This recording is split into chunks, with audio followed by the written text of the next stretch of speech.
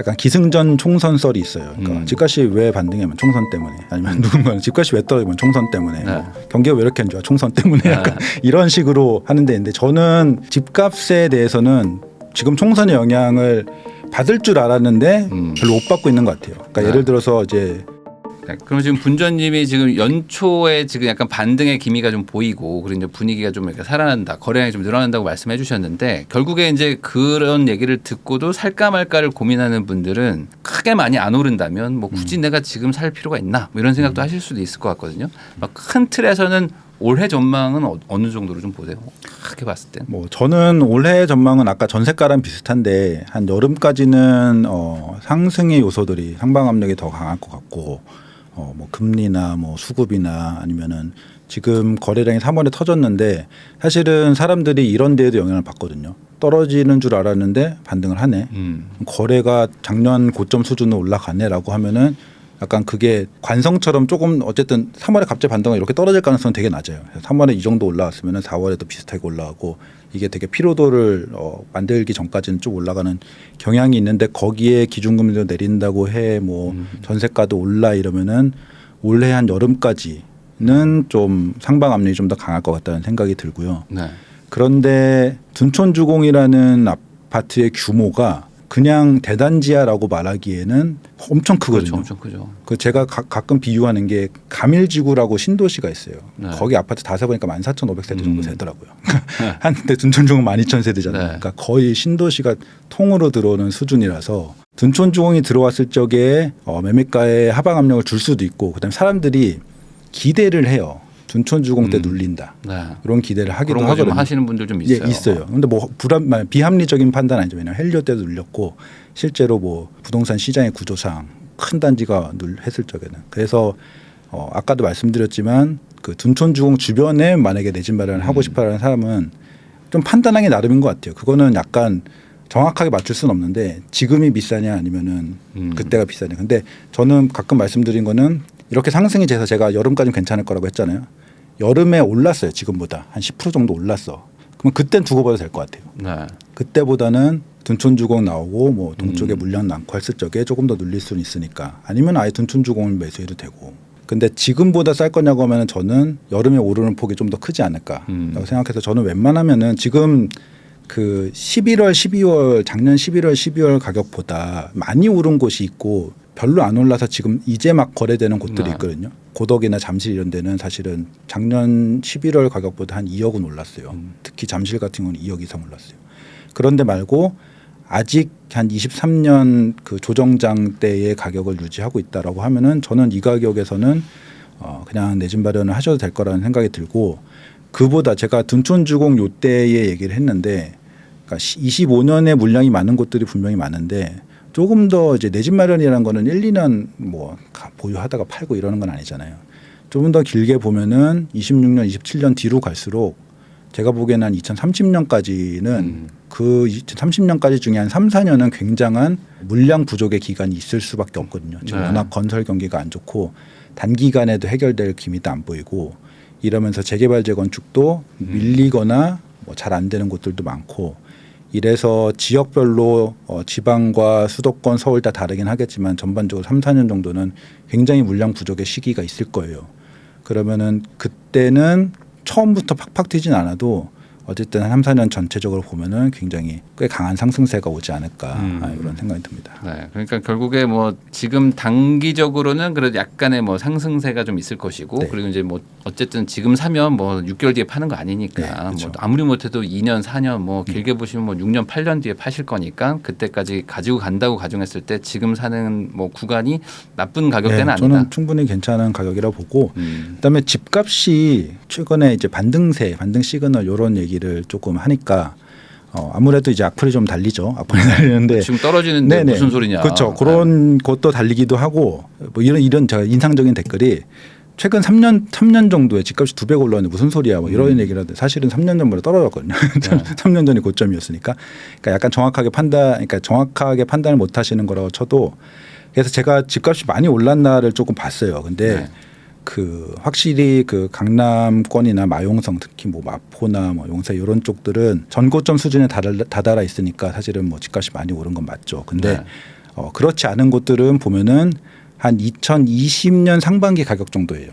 꽤 많은 단지들이 2020년 상반기 좀 괜찮아봤자 2020년 하반기 요 정도의 가격이거든요.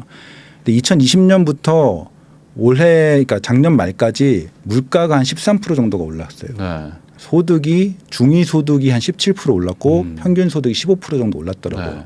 그런데 가격이 2020년 뭐 상반기 가격이라고 하면은 명목 가격은 2020년 상반기 가격이지만 실질 가격은 그때보다 사실은 10% 이상 떨어진 거거든요. 네. 그래서 지금 엄청 그 치고 올라간 고가 주택들에 대한 판단은 좀 더 다각적으로 분석을 해야겠지만 그렇지 않은 서울의 아니면 경기도의 평균적인 아파트들은 사실은 지금 실질적으로 2018년 19년 소득 대비 이렇게 비교하면 18년 19년 가격 수준이에요. 그때도 비싸라고 하실 분들도 계시겠지만 저는 요 정도 수준이면은 집값이 최근 뭐 한 4, 5년 정도 3, 4년 정도 과도하게 오른 것도 아닌 것 같고 그래서 지금 정도가 진입하기에 나쁘지 않은 타이밍이다라고 생각을 합니다.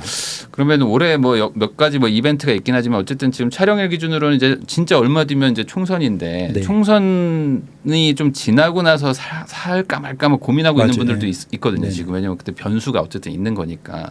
어쨌든 뭐 결과는 지금 알 수 없지만 총선 이후에 어떤 시장의 어떤 흐름, 매수자 매도자들의 심리의 변화 이런 건 좀 어떻게 보세요? 그러니까 지금 약간 저는 안 좋게 보는 게, 그러니까 시장을 안 좋게 보는 게 아니고 이런 스피커들에 대해서 네. 안 좋게 보는 게 약간 기승전 총선 썰이 있어요. 그러니까 집값이 왜 반등하면 총선 때문에, 아니면 누군가는 집값이 왜 떨어지면 총선 때문에, 네. 뭐 경기가 왜 이렇게 안 좋아 총선 때문에 약간 이런 식으로 하는 데인데 저는 집값에 대해서는 지금 총선의 영향을 받을 줄 알았는데 별로 못 받고 있는 것 같아요. 그러니까 네. 예를 들어서 이제 그런 거죠. 총선용으로 GTX도 얘기했고 일기 신도시 특별법도 막 던졌고 그다음에 뭐 여러 가지들 뭐 많이 하잖아요. 총선을 네. 겨냥을 해갖고 이게 안 먹혔다는 거죠. 요게 먹혀서 반등했으면은 총선 오면 요거 거품 꺼져 이런 주장이 말이 되는데 GTX DEF 이거 아무도 안 믿거든요. 지금 아무도 안 믿고 일기 신도시 특별법 질렀는데 공사비 인상 이런 또 재건축의 낙제들이 많으니까 여기도 지금 뭐 오히려 기사들 보면은 특별법이 나왔는데 왜 지지부진 막 이런 식으로 나오잖아요. 그래서 총선 때문에 뭔가 부양책을 해가지고 이게 가격의 반등을 만들었다.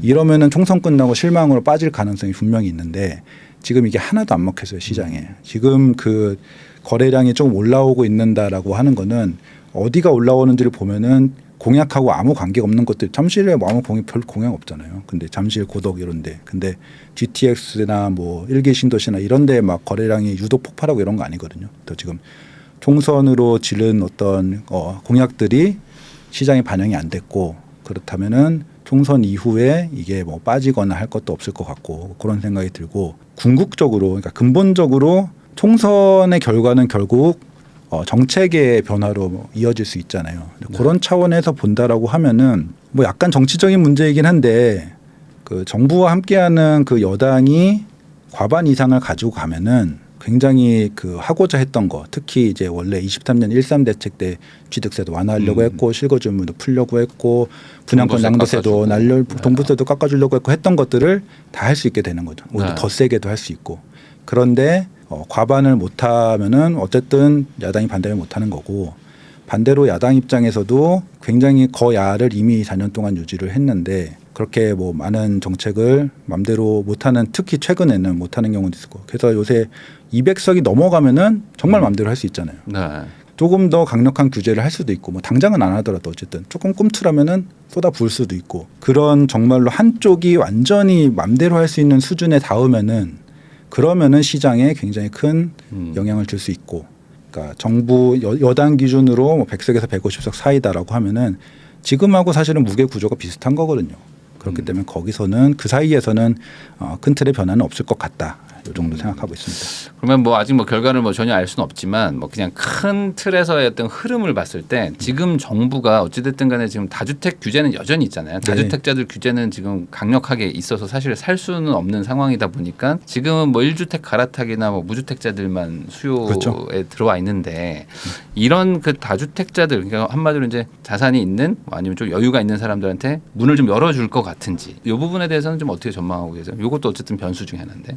근데 저는 쉽지 않다라고 봅니다. 쉽지 않다라고 보고 그런 다주택 규제를 전반적으로 풀어줬을 적에는 역사적으로 진짜 시장이 안 좋을 때거든요. 네. 그러니까 차라리 22년 말에 엄청 폭락을 한 다음에 이 가격으로 쭉 갔으면은 한 1, 2년 갔어야 되는데. 1.3 대책 나오고도 네. 또 안 오른다 하면은 거기서 아마 더 풀었겠죠. 물론 더 큰 문제들이 생겼겠죠. 뭔가 태형 이상의 뭐 다른 건설사에 터졌을 수도 있고. 그러니까 그런 진짜 터지는 정도가 나면은 빚내서 집 사라 수준에 이게 나올 텐데 지금은 사실은 많은 사람들이 얘기하는 게 부동산 시장만 보면은 이상적인 흐름이다. 많이 오르지도 않고 조정돼도 약간이고 많이 가고. 올라도 뭐 약간 뭐 양극화는 있지만 전체적으로 보면은 그래서 굳이 여기서 불 붙일 정책을 펴지는 않을 것 같다. 그러면 이제 가격이 어떤 뭐 급락을 하거나 아니면 건설 경기가 뭐 정말 급락해야지만 뭐 나올 대책들. 그러니까 소위 말하는 옛날에 말하는 2014년, 15년 뭐 이럴 때 막 퍼주기 정책들 네. 이런 것들이 다시 나오기는 지금 상황에서는 쉽지 않을 수 좀 있겠네요. 쉽지 않을 것 같고 근데 이제 국토부 장관께서도 국토부 장관이 그 규제 완화를 해야 된다라는 뉘앙스를 보였는데 요거를 잘 해석해야 되는 게 공급을 늘릴 수 있는 규제 완화를 한다는 거지 네. 수요를 늘리는 규제를 완화를 한다는 건 아니었거든요. 그래서 저는 공급 관련한 규제 완화는 계속 나올 수 있을 것 같아요. 예를 들면 이번에 최근에 서울시에서도 발표했듯이 네. 재개발 재건축 사업성을 좀 좋게 해주는 규제 완화 이런 거 나올 수 있을 것 같고 그다음에 건설사들을 좀 집을 좀 더 짓게 해주는 건설사들 대상의 규제 완화 이런 네. 것들은 나올 수 있을 것 같고 근데 대신에 그 다주택자를 막 많이 다주택자를 투자하기 되게 좋은 환경을 만들어주는 거는 좀 쉽지는 않을 것 같아요. 앞서 총선 결과에서도 말씀을 드렸지만 지금 그 기재부 장관이 되게 시장주의적이라고 본인이 항상 말을 하고 그다음에 인수위 때 그러니까 지금 기재부 장관인데 원래 경제수석이었거든요. 인수위 때랑 정권 초기 때 그 세법과 관련해서 풀어줘야 된다. 종부세도 풀어줘야 된다. 네. 뭐 취득세 이런 것도 풀어줘야 된다는 얘기를 많이 했어요. 그래서 기본적으로 기재부의 마인드는 세금 쪽에서는 조금 더 풀어주려고 하고 싶을 거예요. 근데 이게 국회를 통과하느냐가 문제니까 네. 전반적으로는 그렇게 쉽지는 않다라는 생각이 좀 들고 그러면 그 다주택을 계속 좀 어느 정도 규제할 수밖에 없는 그 구조라면은 뭐 과거처럼 막 급등하고 막 급상승하고 특히 뭐 이제 지방에서 막 갑자기 막 화랑이 되고 이러기는 쉽지 않지 않나요 이게? 저는 근본적으로는 쉽지 않다라고 보고 지방에 화랑이 오기 지방도 그렇고 수도권에서도 약간 비핵심지 이런 데들의 과거 같은 붐이 오기에는 좀 쉽지 않다라고 보고 그나마 지금 사실은 작년 23년에 반등장이 있다고는 했지만 지방은 거의 강보합 정도였거든요. 약간 9월까지 좀 올라왔다가 나중에 조정돼서 강보합 정도였으니까 지금 그냥 낮아진 가격에 실수요 매수세가 좀 들어온다라고 하면은 고반등이 있는 정도. 그래서 그냥 다주택자들이 약간 투자로 이렇게 밀어가지고 대대 상승이 오는 거는 적어도 한동안은 쉽지 않다라고 보고 제가 그나마 조금 좋을 수도 있겠다 혹은 이런 요소들이 있을 수 있겠다라고 생각을 한 것들은 약간의 규제 완화들의 수혜를 받을 수 있는 곳들도 있긴 있어요. 뭐 예를 들면 지금 구체적으로 지정은 안 됐지만 인구 감소 지역으로 뭐 지정이 되면은 뭐 주택수를 배제해 주겠다라고 하는데 행안부에서 예전에 인구 감소 지역으로 이렇게 지정한 리스트를 보면은 생각보다 뭐 대구 어디도 있고 뭐 부산에 중구도 있고 뭐 이런 데가 있거든요. 근데 지방에 원래 투자를 많이 하시는 분들은 그런 틈새 규제 완화들을 되게 많이 보거든요. 그래서 그런 약간 틈새에 그러니까 전반적인 규제 완화보다는 그런 틈새 규제 완화가 생기고 투자자들이 들어가면은 그런 쪽에 조금 시세의 흔들림이 전반적으로 보다는 약간 몇몇 군데의 시세의 흔들림이 그러니까 위로 흔들림이 있을 수 있다라고 생각합니다. 어쨌든 그렇지만 뭐 난이도 자체는 상당히 좀 높을 수 그렇죠. 있다. 네. 어떤 대세적으로 상승은 아니니까. 1, 2년 뭐 2, 3년 혹은 3년 뭐 이 정도까지는 뭐 지금 투자자들이 확 들어가서 이렇게 대대 상승으로 만들기는 어려울 수 있는데 좀 장기적으로 이렇게 보면은 지금 아까 말씀드린 건설사들이 집을 안 짓고 무슨 재개발 재건축이 안 되고 이런 것들이 지금 지방이 훨씬 심하거든요. 시장 공부를 많이 해보신 분들이 얘기하는 게 지방은 딴 거보다 공급 영향 많이 받아 이런 얘기를 많이 한단 말이에요. 그러면 그런 차원에서 봤을 적에는 한 2027년 그러니까 2026년부터 공급이 엄청 부족해지긴 할 텐데 공급이 부족하자마자 오르는 건 또 아닐 수도 있으니까. 근데 아무리 봐도 27년 8년 이렇게 되면은 정말 공급이 너무 없을 지방에 너무 집이 안 지어지니까 그렇게 되면은 그때 굉장히 상승 압력을 많이 받을 수 있고 그 틈을 여기 물량이 엄청 적네. 왜냐하면 요새는 무슨 인터넷만 들어가면은 여기 입주 물량이 몇이 다 보이잖아요. 투자자들 그거 계속 보고 있거든요. 그러면 여기 대구는 2027년에 물량이 1000이네 막 이렇게 이런 거 다 파악을 한 다음에 미리 들어가시는 분들도 있을 거고, 그러면은 규제 완화가 강력하지 않아도 그냥 공급이 너무 부족해서 상승장이 올 수 있을 것 같아요. 그래서 당장 뭐 올해 내년 대세 상승으로 갈 거냐, 규제 완화가 탁 풀려서 그런 건 아닐 것 같은데, 조금 더 멀리 봤을 적에 공급이 너무 부족한 효과가 서울보다 지방에 더 강력할 수는 있을 것 같아요. 근데 거기에 대한 또 반론이 있을 수가 있는 게, 어쨌든 이제 과거에는 뭐 지방도 어쨌든 인구가 뭐 그래도 조금씩 뭐 늘어나고 있고 뭐 이런 인구 감소의 좀 분위기는 좀 덜했었지만, 지금은 이제 27년 8년 되면은 인구가 어쨌든 더 좀 줄어들고 이런 분위기라면 공급 부족과 어쨌든 뭐 인구 감소 이러면 또 상쇄되면 뭐 크게 또 안 오르지 않겠느냐, 그런 것도 있잖아요. 그래서 저는 사실은 뭐 투자나 내 집 마련 차원에서 방금 분석은 그렇게 했지만 기본적으로 수도권을 보라고 말씀을 드리고, 특히나 지방에서 소도시들 있잖아요. 21년도에 소도시 추천하시는 분들이 또 많았어요. 뭐 진해, 뭐 목포 막 이런. 저는 그런 곳들은 정말 소멸의 위험도 있고 어떻게 될지 모르는 그런 상황이기 때문에 기본적으로 반등이 있더라도 일시적, 대세 상승이 혹시라도 대세 상승이 오더라도 그거 반납하는 건 시간 문제 이렇게 생각을 하고, 그런데 이제 광역시 같은 경우는 인구가 좀 감소를 하더라도, 인구가 뭐 계속 감소하고 있죠. 뭐 부산도 많이 감소하고 있고,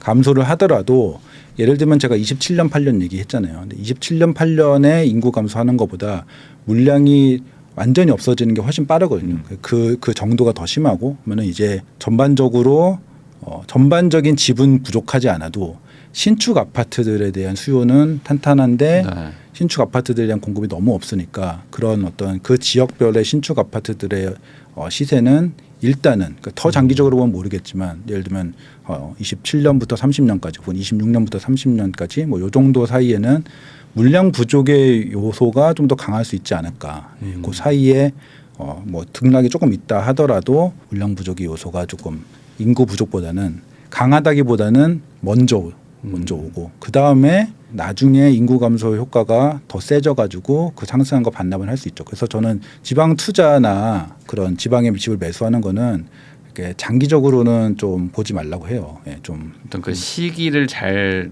봐서 들어가서 나와야 된다. 그렇죠. 그러니까 뭐 집을 이때 사서 이때 팔아라 이런 개념보다는 어쨌든 일단은 시장을 예상을 할 적에 그렇게 됐다가 나중에는 인구 감소가 되면서 꺾일 수 있다. 근데 이것도 지역별로 좀 다르고 정책별로 다를 텐데.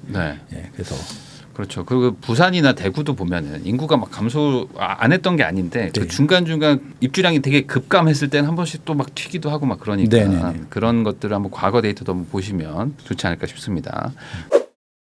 그러면 이제 미국 금리 얘기 좀 한번 여쭤보고 싶은데, 미국 금리가 뭐 당장 우리나라에 영향 주는 건 아니겠지만 어찌됐든 간에 미국이 금리를 내리기 시작하고, 그리고 이제 한국은행도 뭐 같이 만약에 내린다면은 이제는 금리 인상기는 끝났고 이제 인하로 가는구나라고 생각하면 심리적으로는 많이 좀 변화가 있을 수도 있을 것 같은데 어떻게 보세요?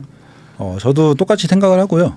그러니까 그 급락을 했을 적에 22년도 내내 한 20% 뭐 더 떨어진 것도 있고 30% 이렇게 떨어졌는데, 그때의 가장 큰 원인은 금리 상승이다, 고금리다라고 기본적으로 생각이 많이 있기 때문에 기준금리가 인하가 된다라는 어떤 얘기, 시그널 이런 것들은 심리적인 상방 압력이 이제 강하게 줄 수 있다라고 생각을 하고, 뭐 요거는 뭐 사람마다 생각이 다르고 이코노미스트들조차도 뭐 생각이 다 다르고 의견이 다른데, 어쨌든 저는 6, 7월 내에 하지 않을까라는 생각이 들어요. 이 금리 인하는. 근데 금리 인하가 뭐 6월이 됐건 7월이 됐건 그 미국 기준으로는 어쨌든 유동성 긴축은 멈추겠다는 의지는 확실히 밝혔고, 금리를 내리지 않더라도 양적 긴축을 지금 먼저 멈추겠다라고 지난번 FOMC에서 얘기를 했거든요. 그러면은 금리 인하가 아니더라도 금리 인하 효과는 유동성을 풀어주는 효과는 발생을 한단 말이에요. 그래서 금리 인하 자체도 지금 거의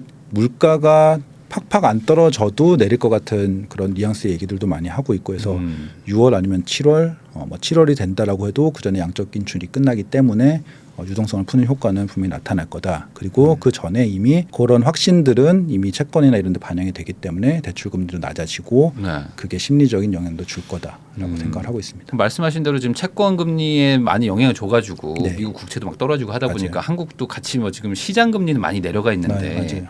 아직 그 잘 모르시잖아요. 네, 네, 그거에 대해서 네. 금리가 이렇게 낮아졌다는 거에 맞아요. 대해서 네. 그래서 그런 것들이 이제 기사가 막 쏟아지고 막 금리 음. 낮추기 시작한다면은 아무래도 이제 그러면 나도 한번 뭐 알아봐야 되나 뭐 이런 그렇죠. 생각이 약간 매수세로 갈 수도 있다. 그러면 이제 반대로 이렇게 얘기하시는 분들도 있습니다. 이제 그런 것들을 다 포함하더라도 사실은 이제는 우리나라 뭐 출산율도 그렇고 뭐 지금 뭐 경제도 어쨌든 저성장 국면으로 가고 그리고 뭐 집이 아주 부족한 것도 아니기 때문에 궁극적으로는 더 이상 이제 굳이 부동산 투자를 하는 게 의미가 있겠느냐. 그러니까 한마디로 뭐 부동산 투자는 뭐 이제 끝났다 이렇게 말씀하시는 분들도 있는데 이거에 대해서는 좀 어떤 생각을 가지고 계신지. 투자적으로 봤을 적에는 다른 옵션들도 많다고 봐요. 네. 저도 주식 투자도 꽤 하는 편이고 뭐 요새는 뭐 코인도 워낙 잘 나가고 특히 올해는 이미 올해 되게 잘 나갔잖아요. 뭐 AI랑 뭐 이런 뭐 비트코인이랑 해서 네. 그거는 본인이 이제 많이 공부를 하고 스킬적으로 잘한다라고 하시면은 부동산을 꼭 올 필요 없죠. 잘하는 분들은 잘하는 거 하면 되는데 그런 거를 모르시는데 요새 주식이 좋대라고 하면서 들어와서 트레이딩을 하면은 시장은 좋아도 나는 망하는 경우가 속속 발생하거든요. 그렇죠. 네. 그래서 그거에 익숙하지 않으신 분들이면은 오히려 부동산은 가격이 적당할 때 잡아두면은 쉽게 팔 수도 없고 팔 수 없긴 오히려 누군가에겐 장점일 것 같아요. 쉽게 팔 수도 없고 면서 사실은 물가 상승분 수준으로만 올라가도 수익률에서는 그거보다는 높게 반영이 되거든요. 그래서 그런 차원에서는 부동산 투자도 하나의 옵션, 그러니까 누군가에겐 가장 베스트 옵션이라고 생각을 하고 물가 상승률 수준으로 그냥 다른 재화 정도의 수준으로 가격이 올라간다라고 하면은 투자는 약간 스킬적으로 그거보다 좀 더 좋은 수익을 낼 수 있는 그런 요소들이 좀 있어요. 예를 들면은 재개발 같은 경우에도 뭐 여러 가지 사업적인 어떤 하나하나 요소들을 까보면은 여기는 사업성이 되게 좋아서 이득을 얻을 수 있는 게 많네 이런 것들. 그래서 아무거나 사면은 뭐든지 다 오르는 시장은 당연히 저는 좋지도 않고 그런 시기가 끝났다라고 하는 의견이 있으면 그거는 저도 동의를 하는데 그럼에도 물가 상승률 수준 혹은 물가 상승률보다 조금 높은 수준으로 올라간다고 하면은 그 안에서 투자 수익률을 많이 낼 수 있는 그 투자처는 분명히 항상 존재한다라고 생각을 해요. 그 물가 상승률조차도 안 올라갈 것이다. 이미 너무 비싸기 때문에 이미 고점이라서 이제 내려갈 수밖에 없다라고 생각하시는 분들에 대해서는 어떻게 생각하세요? 이건 좀 너무 과한 의견일까요? 저는 일단 과한 의견이라고 생각을 하고요. 그러니까 그 지금 우리나라 집값은 사람들이 좀 착각을 하는 게 임차료가 되게 싸고 집값이 비싸고 이렇게 구성되어 있는 부분이 있어요. 예를 들면은 우리나라도 외국처럼 그러니까 월세를 살 적에 여기 이 집에 월세를 살아도 내가 원하면 10년 동안 그냥 내 집처럼 살 수 있어라고 하면은 집값이 내려올 거예요. 대신에 임대료가 올라가겠죠. 네. 왜냐면은 내 집에 그냥 매수를 안 해도 내 집처럼 살 수 있는데 못 차로 집을 사겠어요. 계약갱신 청구권이 10년이다. 그렇죠. 그러니까 애초에 뭐 아니면 5년씩 2번이다 뭐 이런 식으로 네. 해서 뭐 미국도 주별로 다르지만 미국이 분명히 그러고 있고 그다음에 유럽에도 그런 곳들이 있고 유럽은 유럽마다 다르긴 하지만 그래서 그런 식으로 내 집에 편하게 임차를 살 수 있다라고 하면은 집값이 내려올 것 같아요. 실수요가 빠지고 네. 실수요가 빠지면은 투자자들도 여기는 실수요가 적은 투자처네 하면서 그러면은 투자자들은 월세 수익률 보고 들어가는 거예요. 그 다음부터 내 집이 아니고 내 집 외에 뭔가를 사시는 분들은 네. 월세 수익률을 보고 그런 시장이 될 거거든요. 그 말인즉슨 전세는 없어지고 월세가 지금보다 훨씬 올라갈 거예요. 그러니까 이런 식으로 우리나라 집값의 구조가 이렇게 돼 있단 말이니까 월세가 낮아요. 월세가 뭐 여러 가지 지표들 뭐 RI 뭐 렌트 투 인컴 레이션 뭐 이런 게 있거든요. 네. RIR 뭐 이런 걸 봐도 거의 OECD 거의 최저예요. 소득 대비 월세 비율이 OECD 최저 수준이고 대신에 집값은 높죠. 네. 그러니까 이게 그런 거예요. 임차가 불안정하기 때문에 내 집에 편하게 살 수 있는 프리미엄이 집값에 붙어 있는 거죠. 그래서 전 세계 집값보다 조금 높은 편이지만 다른 데보다 우리는 오히려 임차가 불안정해서 집값이 높은 요 프리미엄이 있다라는 걸 인정을 해줘야 되거든요.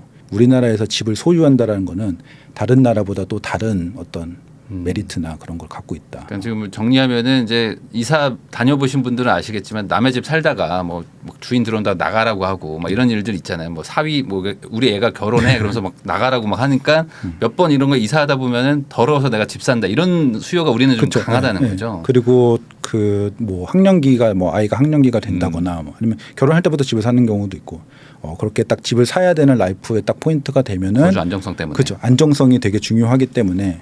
근데 뭐 외국은 집을 빌려도 거주 안정성이 생기는데 우리나라는 집을 사야만 거주 안정성이 생기기 때문에 실수요 가치적으로 봐도 집값이 그렇게 비싼가라고 보면은 사실은 여러 가지 봤을 때 그렇지 않고 그런데 이제 그런 건 있는 것 같아요. 뭐 예를 들어서 고가 주택이 비싸다. 예를 들면은 고가 주택 같은 경우에는 투자적인 프리미엄이 붙어 있을 수 있어요. 왜냐면은 우리나라 역사적으로 강남 집값이나 좋은 곳의 집값들은 계속 우상향을 했기 때문에 여기에 집을 사면은 약간 떨어져도 언젠간 오르겠지. 이런 프리미엄이 분명히 붙어 있거든요. 그 부분 거품 아니야? 라고 생각하는 거는 뭐 그럴 수도 있고 근데 거품이지만 꺼지지 않을 거품일 수도 있거든요. 마치 네. 서울 빌딩은 월세율이 거의 안 나오지만 가격을 계속 유지하는 것처럼 네. 그래서 그거는 이제 판단하기에 따라서 논쟁을 할 수도 있는데 사실은 고가주택 외에 서울도 마찬가지고요. 비상급지, 뭐 중급지 포함해서 비상급지에 특히 또 신축이 아닌 아파트 가격을 보면은 이 정도의 서울의 평균 소득을 가진 사람이 뭐 몇 년 모아서 집 산다 이런 계산을 해봐도 사실 생각보다 비싸지 않아요. 네. 경기도로 가도 그렇고 그래서 그다음에 특히 우리나라 같은 경우에는 집이 굉장히 좋은 위치에 있거든요.